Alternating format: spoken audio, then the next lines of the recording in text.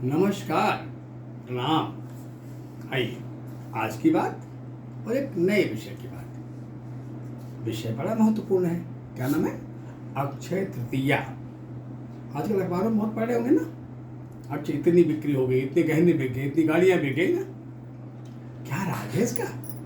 क्या रहस्य इसका भाई? ये तो बड़ा रोमांचकारी विषय लग रहा है और व्यापारियों के लिए बड़ी खुशी की बात लगती है। भाई अक्षय तृतीया आवे, खूब बिक्री हो। ये क्यों आता है? क्यों उसका नाम अक्षय तृतीया रखा गया? आइए इस पे बातें करते हैं, लेकिन पहले आज की बात जान लें। आज हिंदी तारीख है 20 अप्रैल। यह है आज की अंग्रेजी तारीख 20 अप्रैल 2026।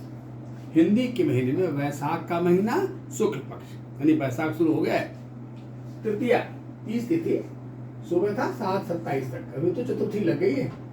दिन सोमवार है, रोहिणी नक्षत्र है और यह है 26 रात में 2:08 तक। सौभाग्य नाम का योग है, फिर शोभने उड़ गया। खैर ये सब अच्छा है। एक खास बात है, शुक्र का परिवर्तन हुआ है। शुक्र बदला है कब? 19 तारीख को 3:46 कल अपराह्न कृतिका नक्षत्र में द्वितीय चरण में आ गया। यानी शुक्र अब वृषभ राशि में आ गया। मेष राशि में था, अब 2 में आ गया। क्या फर्क होता है? क्या होता है? शुक्र जब कमजोर होता है तो हलचलें बढ़ा देता है, हलचलें बढ़ जाती। अभी बाहर का युद्ध का जो हलचल चल ही रहा है बात। और इसी बीच में हमारे पार्लियामेंट में सरकार ने एक बिल पेश किया, जो बिल पास नहीं हुआ। हमने बिल पास आते थे सरकार के, ये पहली बार है जब एक बिल पास नहीं हुआ। और बिल था महिला आरक्षण। शायद सरकार की चालाकी भी थी कि बिल पास हो गया तो बड़ा वाह हो जाएगा था, बिल पास नहीं हुआ तो भी बड़ा वाह, मुझे फायदा मिल जाएगा। अब देखिए हम लोग तो बड़ा महिलाओं का बड़ा वेल विशर है, शुभेच्छु हैं। और ये जो अपोजिशन है ये महिलाओं का बड़ा विरोधी है। उन दोनों में हमारा चिट भी मेरा फायदा, पुट भी मेरा फायदा है। ये सरकार की मंशा है, पक्का एक चालाकी वाली थी। एक अच्छा बढ़िया गेम था ये वोट पाने के लिए। खैर, पर आम जीवन से क्या फर्क पड़ता है? ये शुक्र हमारे जीवन का बहुत ही महत्वपूर्ण ग्रह है। शायद शुक्र न होता तो जिजीविषा न होती, आनंद में न होता, संबंधों में समृद्धि जोड़ न होते, सृष्टि न होती, स्त्री पुरुष का आकर्षण आपस में नहीं होता। ये शुक्र ही है जो आधारभूत सत्ता है, जो मोह पैदा करता है ना, जोड़ता है। ये हमारा अपना है, ये पराया है, बहुत जोड़ता। और ये जो अपनापन है हमें एक राइट देता ना, अधिकार। कौन सा अधिकार? शिकायत करने का। पति का पत्नी से, पत्नी का पति से, बच्चों का माँ बाप से, माँ बाप का बच्चों से। तो जितने आत्मीय संबंध होते जीवन के, उनमें जो शिकायत का मौका होता है ना, वो आत्मीयता में होता, प्रेम में होता। ये प्रेम न होता तो शिकायत का अधिकार भी ना होता। पराये से कहाँ शिकायत करने जाते हैं भाई? खैर, अब जो वृक्ष का शुक्र आया है, अभी तो बड़ा अल्पांश है, 2-3 दिन में मैच्योर हो जाता है। थोड़ा बेहतर काल है, क्योंकि ये बृहस्पति का पैरेलल है। दोनों आचार्य लोग हैं। बृहस्पति मिथुन में है, 3 नंबर में है, और जो शुक्र नाम का ग्रह वो वृक्ष में आ गया। इसके प्लस भी है, माइनस भी है। प्लस क्या है और माइनस क्या है, आइए हम दोनों बातें करते हैं ना। ये वृक्ष संक्रांति आती है हर साल, आपने देखा होगा ना, जो आधे जून से लेके आधे मई से लेकर आधे जून के बीच होता है ना। 14-15 मई से लेके 14-15 जून के बीच होता है। इसे कहते हैं तरस, वृक्ष संक्रांति। ये वृक्ष संक्रांति को थोड़ा हम उन्मादी भी कहते हैं। अब थोड़ा वृक्ष में थोड़ा एक्साइटमेंट बढ़ जाता है, एक अतिरिक्त प्यास कही जाती है। बहुत से लोग जो इसमें पैदा होते हैं, मेल या फीमेल, उसमें कभी कभी काम पिपाशा बढ़ जाती, आसक्तियां बढ़ जाती। उसे वृक्ष नाम क्यों रखा गया? वैसे तो हमारे यहाँ बहुत सी राशि इसको कहते हैं ना, चतुष्पाद, 4 पैरे वाले। जैसे मेष, मेष मालिक कौन है? मेष को क्या कहते हैं? भेड़, मेषः। वृक्ष को कहते हैं वृषभः, बैल। ये बैल हमारे खेती बड़े काम आते थे और बड़ी पूजा होती थी बैलों की, क्योंकि हम लोग अन्न उनके परिश्रम वाला खाते थे। हमारे खेती काम बहुत बैल आते थे, चाहे खेत जुताई करनी हो, गुड़ाई करनी हो, या अनाज को खलिहान में रखे अनाज को उसकी दवाई करनी, बहुत परेशान। अब तो जब मशीनरी आ गया, कल आ गए ट्रैक्टर्स आ गए ना, तो उनकी उपयोगिता बड़ा कम हो गया। अब दो रूप उसका होता है, एक रूप होता है बैल, उसको अंग्रेजी में हम बुलक कहते हैं, और एक होता है सांड, जिसको अंग्रेजी में हम ऑक्स कहते हैं। एक बैल खेत के काम में आता है, एक को खेत के काम में नहीं आता ना, क्योंकि बड़ा बदमाश होता है, बड़ी सींग वाले, डरावनी शक्ल वाले, डर लगता है हमेशा वो एक कामातुर दिखाई देता है, कामान दिखाई देता है, या लगता है बड़ा मदमस्त कामातुर दिखाई दे रहा है। लोग उसकी चाल से डर जाते थे, आई बात। और बहुत बार ऐसा सुनने को मिलता था ना, भाई वो जो सांड है ना, वो फल आदमी पर अटैक कर दिया, आई बात। अनिब्रिक वो राशि है जो हमारे अंदर काम की आतुरता पैदा करता है, या एक हिस्ट्रिकल टेंडेंसी पैदा करता है, इसे कहते हैं उन्माद जन्य होना, उसे ब्रेकअप कहते हैं। अब ये जो चतुष्पाद है, जो बैल है या सांड है, ये इस नाते सिंबॉलिक दिया गया कि हम जो मनुष्य लोग होते हैं ना, हमें कई सारे मिश्रित गुण हैं। हम कभी देवता बन जाते हैं, कभी हम राक्षस भी हो जाते हैं, और कभी हम सामान्य मनुष्य बन जाते हैं, कभी हमें एनिमल जानवरों के गुण भी आ जाते हैं, हमारे उनके प्रभाव भी आ जाते हैं कि मानो हम भी जानवर हो गए। ये बदलता रहता है, ये होता रहता है। इस नाते हमारे यहाँ तीन गण होते हैं ना, मनुष्य, देवता, राक्षस, तीन नाड़ियां में ना, आद्य मध्य अंत, इला पिंगला सुषुम्ना नाड़ियों के नाम दिए गए ना। खैर, ये शुक्र जब ब्रेक में आया तो अब थोड़ा सा उन्माद बढ़ेगा, क्योंकि जो संभालने वाला बुध नाम का ग्रह वो भी कमजोर है, वो मीन राशि में है। बुध माने जागरूकता पैदा करने वाला, हमारे अंदर सबकॉन्शियस पैदा करने वाला, ये ध्यान रखने वाला कि अमुक कार्य करने योग्य है कि नहीं, अमुक कार्य करने से हमारी प्रतिष्ठा पर, मर्यादा पर क्या असर पड़ेगा। उसमें हमें उन्माद का प्रगल्भन नहीं होता, हमें एक स्वयं के अंदर एक संयम होता है, आत्मनियंत्रण होता है कि नहीं भाई, ये कार्य मन तो ऐसा कर रहा है कि अमुक भोजन हम खा लें, पर ये भोजन बड़ा विषाक्त होगा, जहरीला होगा मेरे लिए, अमुक कार्य करने योग्य नहीं है, कहीं अमुक कुदृष्टि से, अमुक खराब मेरे व्यवहार से कहीं मेरे कैरियर पर, मेरे व्यक्तित्व पर, मेरे आचरण पर कोई स्पॉट नहीं लग जाए। ये सब कॉन्शियस एक्टिविटी में या हमारे विवेकशीलता में होना चाहिए। खैर, तो कुछ घटनाएं बढ़ेंगे, कुछ ऐसे एक्सपोजर मिलेंगे, जैसे कुछ तमाम लोग जो धर्म की आड़ में या बहुरूपी के आड़ में कि वो बड़े अच्छे महात्मा बन गए थे, पर आचरण बड़ा खराब था, चरित्र अच्छा नहीं था, वो गिरफ्त में आएंगे या उनका असली चेहरा सामने आएगा। कुछ ऐसी घटनाएं भी बढ़ेंगी। ये महिलाओं के प्रति थोड़ा अत्याचार को बढ़ा देता है शुक्र, अतः इसका संयम, इसका ध्यान रखना है। जब शुक्र वृषभ में हो, 2 नंबर में हो, और बृहस्पति नाम का ग्रह मिथुन में हो, 3 नंबर, जब ये अवस्था होती है ना, तो धर्मोन्माद होता है, राजनीति की सत्ताओं में उठापटक होता है, सत्ताओं में परिवर्तन होता है, और बात बढ़ जाता है, आरोप प्रत्यारोप बढ़ जाता है। खैर, आइए आज की बात कर ले, ये विषय की बात कर ले। आज की बात तो हो गई भाई, विषय मैंने कहा अक्षय तृतीया, ये नाम क्यों रखा गया अक्षय तृतीया। अक्षय माने क्षय होने वाला नहीं, जो क्षय न हो, तृतीया माने 3 नंबर, 30। अब कुछ 30 तृतीया बड़े इंपॉर्टेंट होता ना, जैसे ये 30 तृतीया जो अभी कल था, थोड़ा आज भी सवेरे था, फिर आता ना भादों में हरितालिका 3 जो महिलाएं बहुत व्रत करती हैं, ऐसे 30 होते हैं जो बड़े इंपॉर्टेंट हैं। ये 3 नंबर इंपॉर्टेंट क्यों है, क्या वैल्यू थी 3 नंबर का।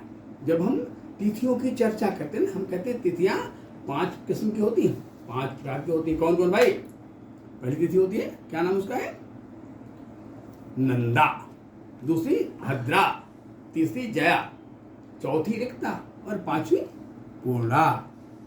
हम 3 की बात करते हैं, 3 को कहते हैं जया। जब जो जय का प्रतीक हो, विजय का प्रतीक हो, हाँ, जो 3 नंबर तिथि है ये विजय का प्रतीक है, जय का प्रतीक है। कैसा जय, कैसा विजय भाई, ये जो प्रेरणा देता है, जो संदेश देता है वो कहता है ना, स्वयं पर स्वयं की विजय। स्वयं पर स्वयं की विजय की आवश्यकता भाई। अरे भाई, ये जो अक्षय तृतीया है, ये वैशाख महीने के शुक्ल पक्ष की तीसरी तिथि को होता है, जो कल भी था आज भी है।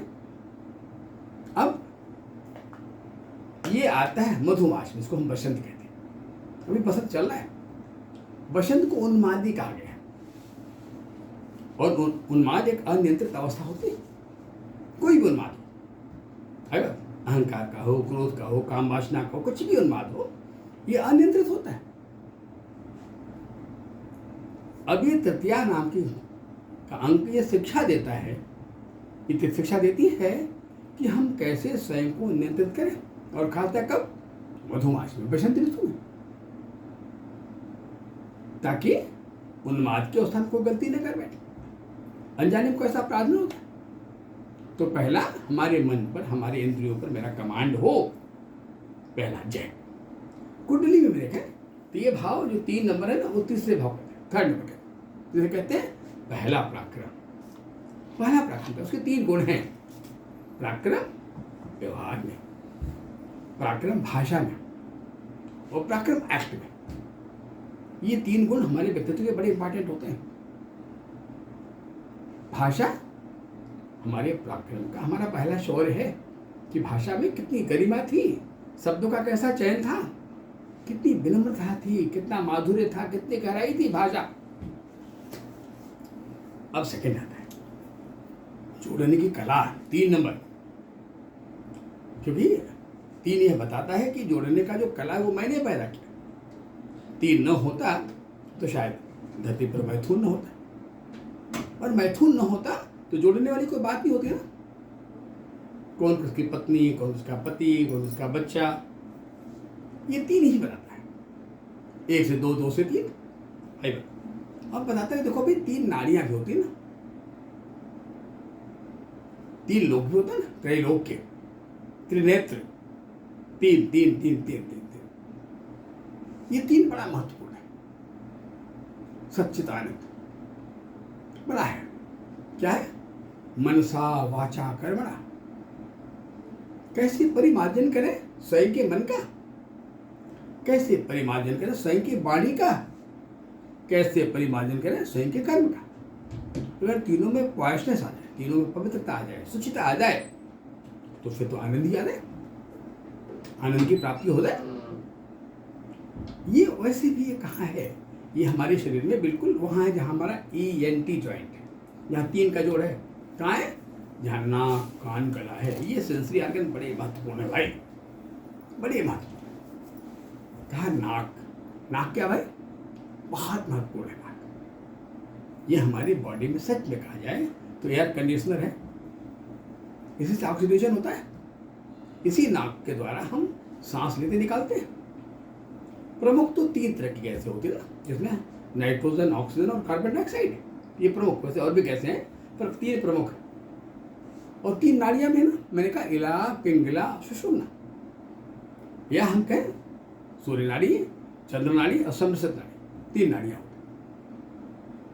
दिन में मोस्टली हमारी जो बाई नासिका है ना, वो चलती है बाएं तरफ, उसको हम कहते हैं चंद्र नाड़ी। रात्रि में हमारा दाहिनी नाड़ी चलती है, जिसे कहते हैं सूर्य नाड़ी। और जब हम ट्रांजिट में होते हैं, जब सत्ताओं के परिवर्तन होते हैं, दिन बीता रात शुरू हो गई, या रात बीती सुबह शुरू हो गई, ऐसी समय कभी कभी हमारी सुषुम्ना भी काम करने लगती है। वो उसे कहते हैं एक इमरजेंसी मैनेजमेंट। या जब हम त्रिदोष रहते हैं, जैसे होता है कि त्रिदोष हो गया, तीनों तरह के विकार इकट्ठे हो गए, पित्तस, कफस, वातस, उसमें सुषुम्ना का रोल बहुत होता है। और अगर सुषुम्ना बिगड़ जाए तो प्राण बचना बड़ा मुश्किल रहता है। तो इन 3 गुणों का स्थापन, परिमार्जन, धारण बहुत, क्या नाम है, सत्वगुण, तमोगुण, रजोगुण। हाँ, बहुत महत्वपूर्ण है मित्रों। इन्हीं से दोष पैदा होता है। सत्वगुण, जिसमें सत्व को धारण करना होता है। सत्व माने जहां अच्छे पराक्रम का बोध हो, जैसे कहते हैं वीर जवान जितेंद्रिय तमोगुण, जिसमें अंधकार पर नियंत्रण हो, प्रकाशमय हो। तम माने अहंकार, तम माने कलश, ये आने न पाए। ऐसी रोशनी हो, हमारे ज्ञान की रोशनी हो, विवेक की रोशनी हो, ये तम रूपी अहंकार, तम रूपी गंदगी आने न पाए। रजोगुण पृथ्वी तत्व, रजा, रज माने धूलकण भी होता ना, रजा, भूपति, सुरपति, भूपेश, पृथ्वी के मालिक राजा, इस भाव का अहंकार ना जाए। तमस का, रजस का, सतगुण का इसके विकार ना आने पाए। तभी तो इस तृतीया में एक जयंती आती, से कहते हैं परशुराम जयंती। अगर हम त्रेता की बातें कर लें तो उसमें दो भगवान का अवतार था ना, एक राम के रूप में भगवान राम और एक भगवान परशुराम, दो अवतार थे। अब लेकिन दोनों का जो व्यक्तित्व था वो बड़ा कंट्रास्ट, उल्टा था। राम विनम्रता की प्रतिमूर्ति थे, राम उदारता की प्रतिमूर्ति थे। उनमें क्लेश मात्र अहंकार नहीं था, क्लेश मात्र भी क्रोध भी नहीं था। बिल्कुल उल्टा अपोजिट परशुराम जी थे। उनमें क्रोध ही क्रोध भरा हुआ था, बड़े क्रोधी। और उन्होंने बहुत राजाओं को मार डाला था पेपर से। और उनका नाम ही क्रोधी ऋषि था। ये शायद उत्पन्न हुए थे उस समय के जो राजा थे, वो बड़े अहंकारी हो रहे, उन्माद बढ़ रहा था।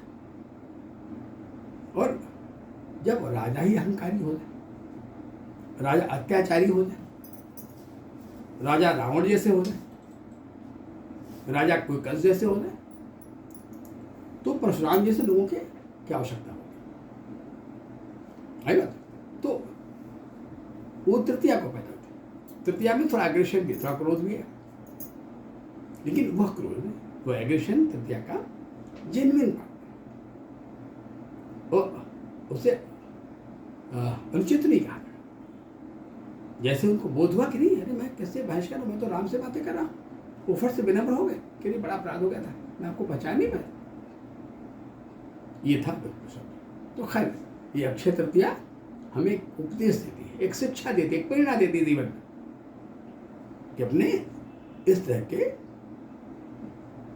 खराब विचारों पर, खराब कर्मों पर, खराब सोच पर, मनसा वाचा कर्मणा, इसको अपने नियंत्रण में रखो। है बात, ताकि तुम्हारा व्यक्तित्व, आपका व्यक्तित्व और सुंदर हो जाए, या दूसरों के लिए उपयोगी हो जाए, ग्राह्य हो जाए कि साहब इनका आचरण तो अनुकरणीय है।